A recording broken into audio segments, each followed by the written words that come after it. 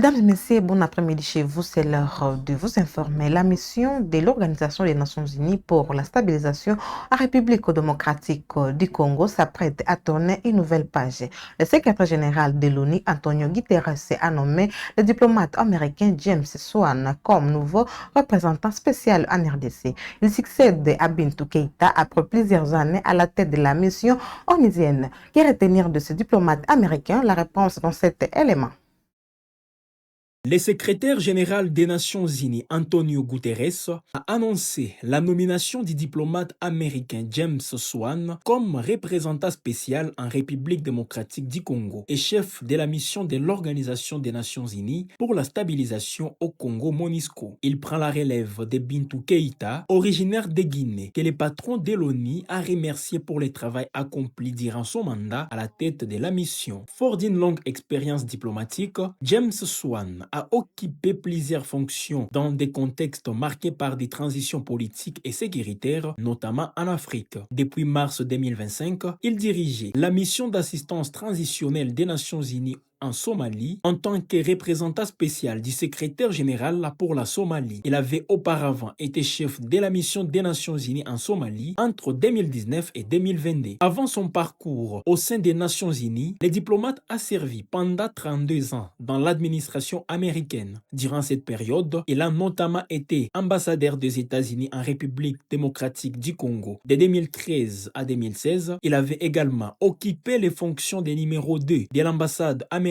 à Kinshasa entre 2001 et 2004, ainsi que celle d'officier chargé du dossier congolais à Washington dans les années 1990. James Swan a par ailleurs exercé comme ambassadeur à Djibouti, représentant spécial pour la Somalie et secrétaire d'État adjoint chargé des affaires africaines. Sa carrière l'a conduit à servir dans plusieurs pays, notamment au Congo-Brazzaville, au Cameroun, au Nicaragua et en Haïti. Diplômé de l'université Georgetown et de l'université Johns Hopkins, diplômé de l'université Georgetown et de l'université Johns Hopkins et du National War College, James Swan parle couramment le français. À la tête de la MONUSCO, il sera chargé de poursuivre les efforts de stabilisation en République démocratique du Congo, notamment dans un contexte sécuritaire encore fragile dans l'est du pays. La question du paiement des salaires et la hausse de prix liée à la crise au Moyen-Orient au cœur des préoccupations du gouvernement.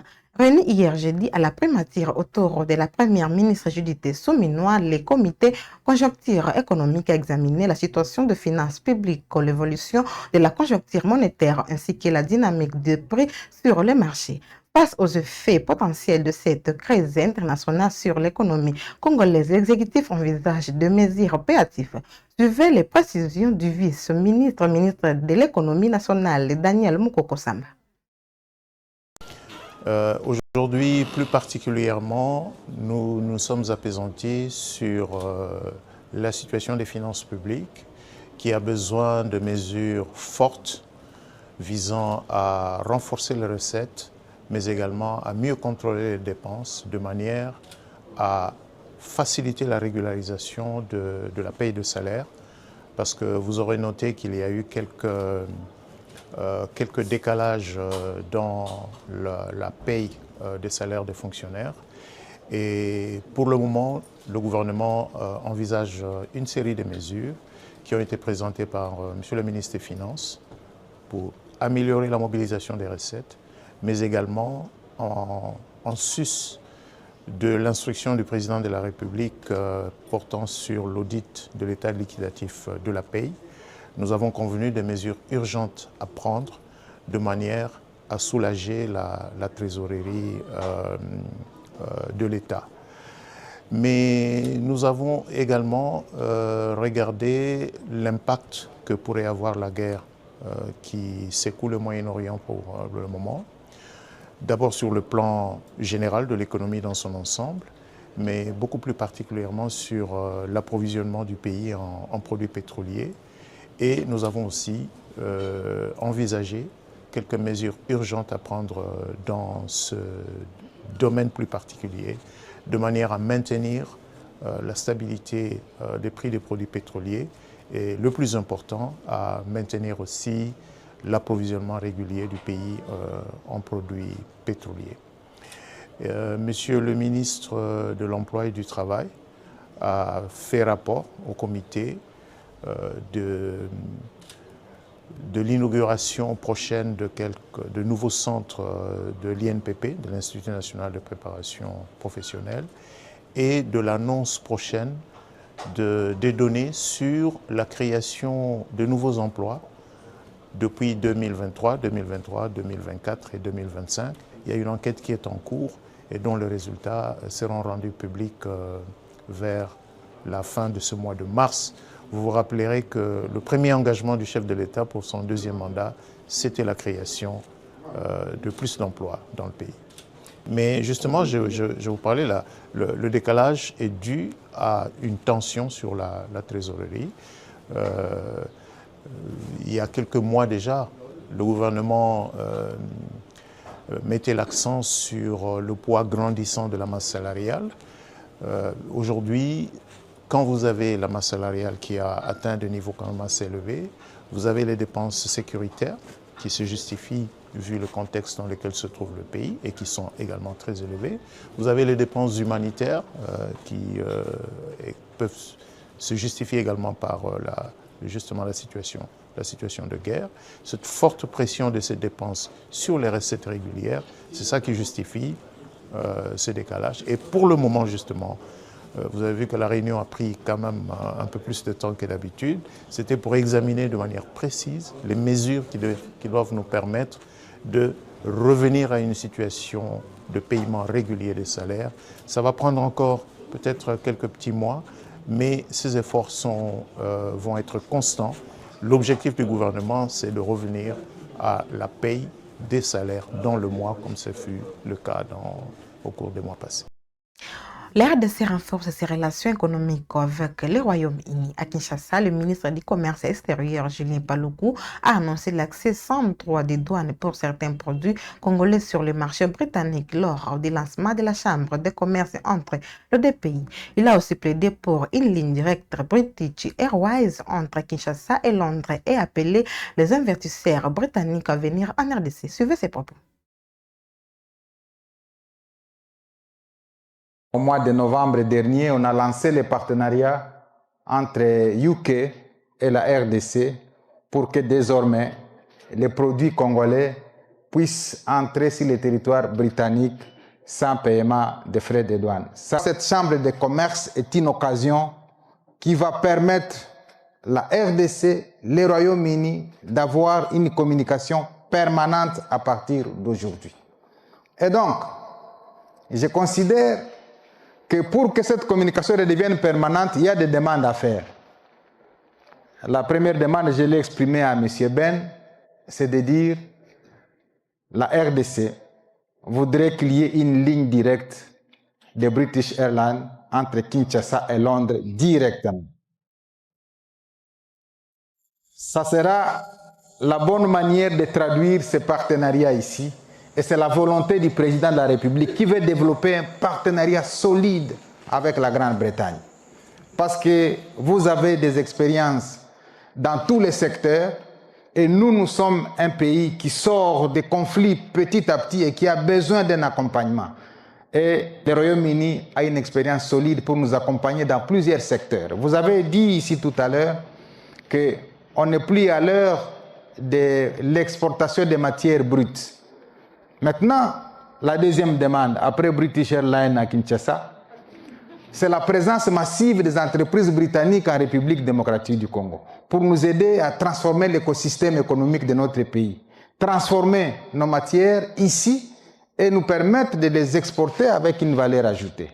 Ça sera une bonne participation du Royaume-Uni à l'essor économique et à la vision que le président a tracée, celle de faire de la RDC, en fait, la locomotive du développement de l'Afrique.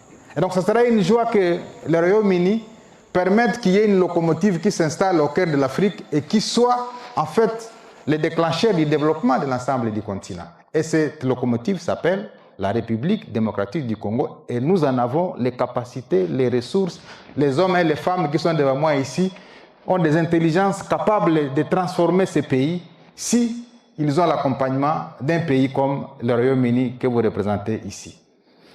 Je voudrais formuler une autre demande. C'est celle du capital humain. Il n'y a aucun pays au monde qui peut se développer sans penser au développement du capital humain. Et le Royaume-Uni a des compétences dans ce secteur. Nous voudrions donc, à travers la Chambre de commerce, organiser également des formations sur les normes qu'exige le Royaume-Uni pour entrer sur le territoire britannique, sur des secteurs pour que nos petites et moyennes entreprises soient au niveau des entreprises britanniques, pour que lorsque nous allons commencer à collaborer entre nous, que la collaboration soit d'égal à égal parce qu'on a les mêmes compétences. La polémique enfle autour du sénateur Modeste Bahati-Lukwebo après sa prise de position publique contre toute révision de la Constitution. Le deuxième vice-président du Sénat fait face à une motion de défiance initiée par son collègue Dani Kabongo. À l'approche de la rentrée parlementaire, cette controversée provoque de vives réactions au sein de l'Union sacrée de la nation, la plateforme soutenant le président Félix Tshisekedi. Ceux qui ont des préoccupations qui concernent la Constitution, ils viennent qu'on se mette autour d'une table et qu'on en parle. Sortie médiatique du sénateur Modeste Bahati-Lukwebo continue de provoquer une onde de choc dans la classe politique congolaise. À seulement 9 jours de la rentrée parlementaire de mars 2026, le deuxième vice-président du Sénat se retrouve au cœur d'une vive polémique après ses déclarations publiques sur la question de la révision constitutionnelle. Le sénateur Dani Kabongo Bondagna a initié jeudi 5 mars une motion de défiance visant Bahati-Lukwebo. Cette démarche intervient au lendemain d'une conférence de presse tenue par ce dernier, au cours de laquelle il s'est fermement opposé à toute modification ou changement de la Constitution en République démocratique du Congo. Devant la presse, Bahati-Lukwebo avait soutenu que le pays ne souffrait pas d'un problème de texte, mais plutôt d'un déficit d'application des lois existantes. Selon lui, les débats autour d'une révision constitutionnelle relèvent d'un faux débat, appelant les responsables politiques à se concentrer davantage sur la satisfaction de besoins urgents de la population congolaise. Mais ces propos n'ont pas tardé à susciter des réactions au sein de l'Union sacrée de la nation, la coalition soutenant le président Félix Tshisekedi. Pour les sénateurs initiateurs de la motion, la prise de position du deuxième vice-président du Sénat traduirait un manque de respect envers les chefs de l'État, considérés comme une autorité morale de cette plateforme politique. Il estime qu'en raison de ses responsabilités au bureau du Sénat et au présidium de l'Union sacrée, Bahati-Lukwebo aurait dû consulter le président de la République avant de s'exprimer publiquement sur un sujet aussi sensible. La controverse a pris une nouvelle dimension avec la réaction de Deo Bizibou, secrétaire général adjoint de l'Union pour la démocratie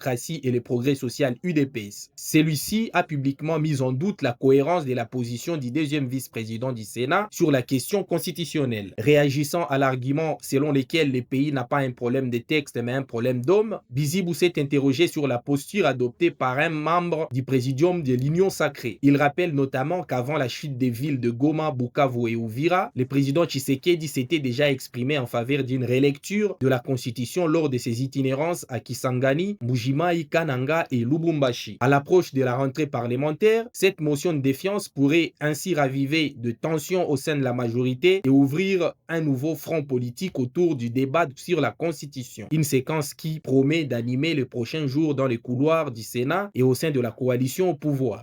Nous n'avons pas le droit de revoir ça. Est-ce que vous entendez ça? Et il y a des hommes de Dieu qui ont osé prendre la parole. Les travaux du Forum national des affaires coutumières se poursuivent à Kinshasa. Au troisième jour de ces assises, le chef coutumier venu de différentes provinces ont engagé des discussions en commission sur la gouvernance coutumière et l'intégration des peuples autochtones, notamment le pygmée. Objectif, formuler des recommandations en vue de l'élaboration d'une politique nationale des affaires coutumière pour renforcer l'autorité traditionnelle et consolider la cohésion des communautés. Les détails dans ce reportage du ministère de l'Intérieur.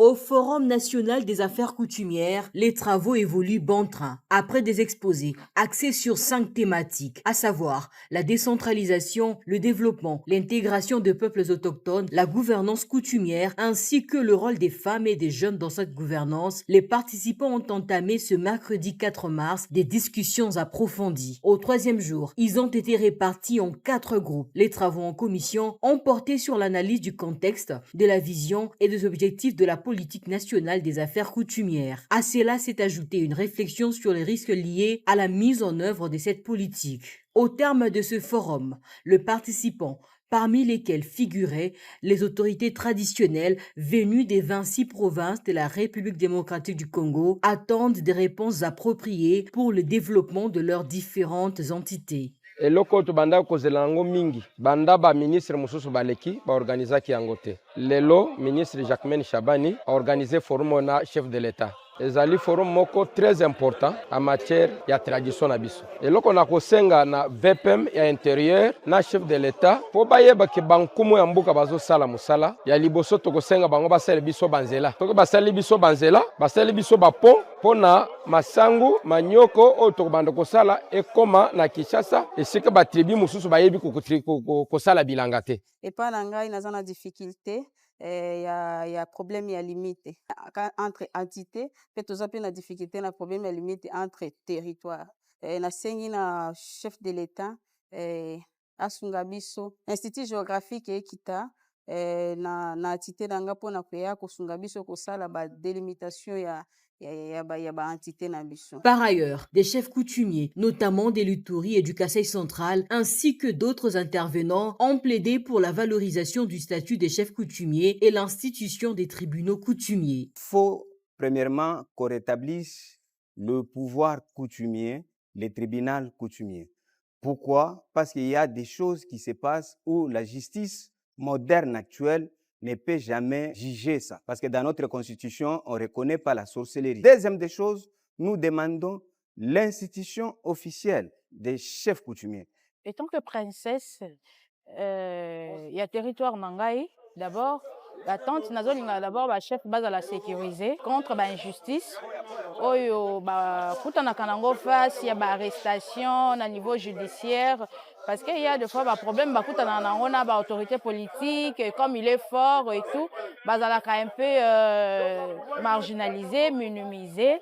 Et pourtant, bango nyonso ba fonctionnaire de l'État, ba autorité politico-administrative, il y a l'État. Donc, il faut respecter la place naïe. À travers cette démarche, placée sous l'égide du vice-premier ministre Chabani Louko, le gouvernement franchit une étape décisive dans la reconnaissance et la valorisation des institutions coutumières.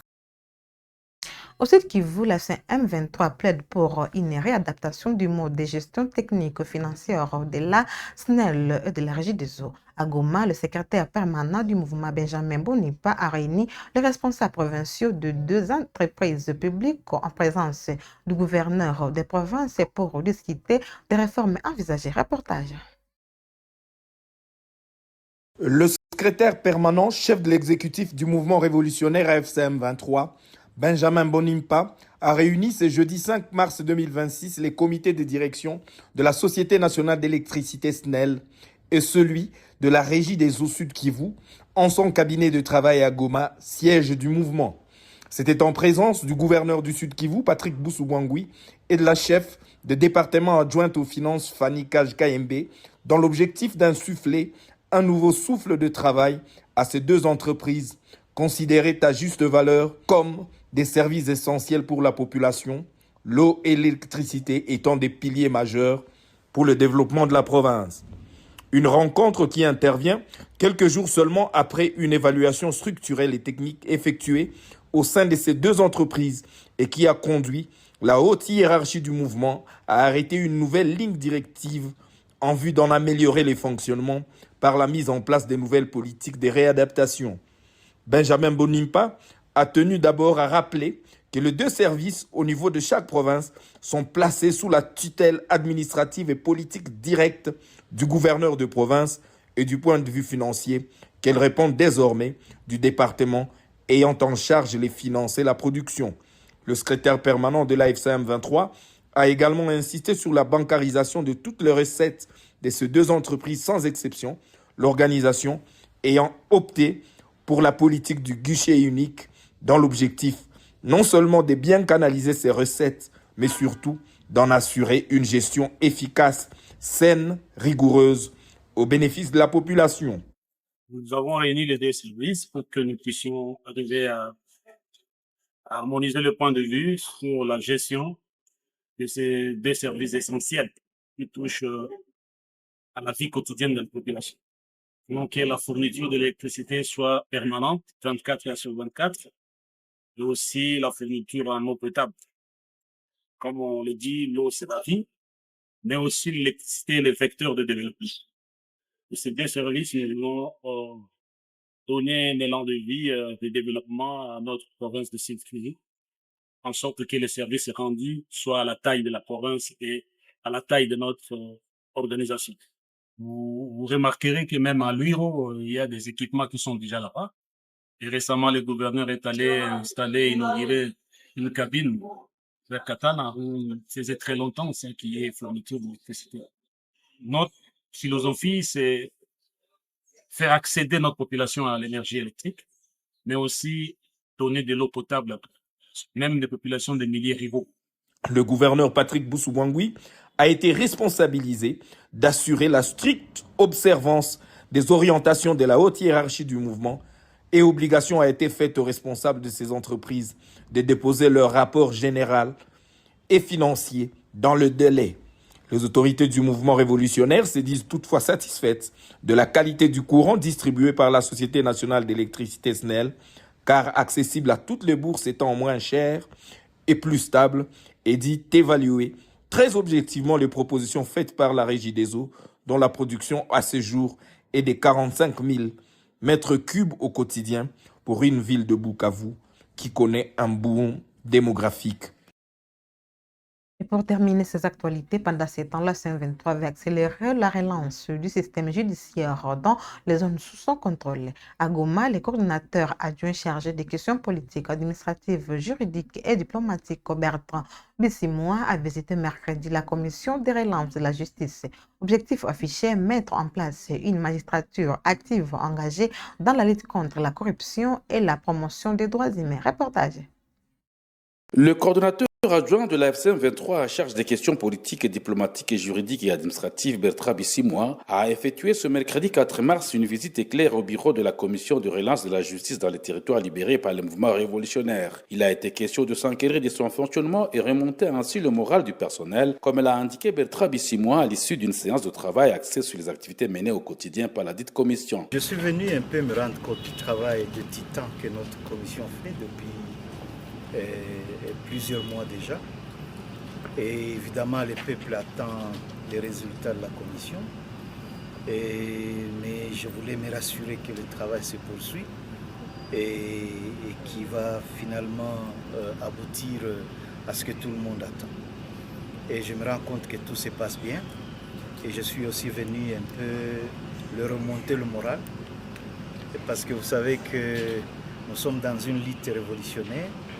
Et chaque fois, nos cadres ont besoin de la parole des autorités pour un peu se sentir pris en charge et se sentir également accompagnés dans le travail de sacrifice qu'ils font. Sentiment de satisfaction pour le président de la commission de relance de la justice, Delio Kimbulungu, qui a précisé qu'un plan de relance et la cartographie des juridictions ont été présentés. Nous avons été honorés comme commission de relance de la justice de la visite du coordonnateur adjoint en charge des questions politiques, administratives, juridiques et diplomatiques de l'Alliance Fleuve Congo Mouvement du 23 mars. C'est lui l'autorité habilitée, donc l'autorité officiellement habilitée à superviser les travaux de la commission de relance de la justice. Nous lui avons fait le point de la situation, des préparatifs de l'activation des cours et tribunaux sur l'ensemble du territoire libéré. Nous lui avons présenté une cartographie des juridictions. Nous lui avons présenté également un plan de relance et un rapport complet, un rapport général, lui sera déposé au courant de la semaine et à lui de faire parvenir les différentes recommandations au Conseil de l'Alliance. Et c'est au Conseil de l'Alliance de lever l'option pour la mise en place effective des cours et tribunaux.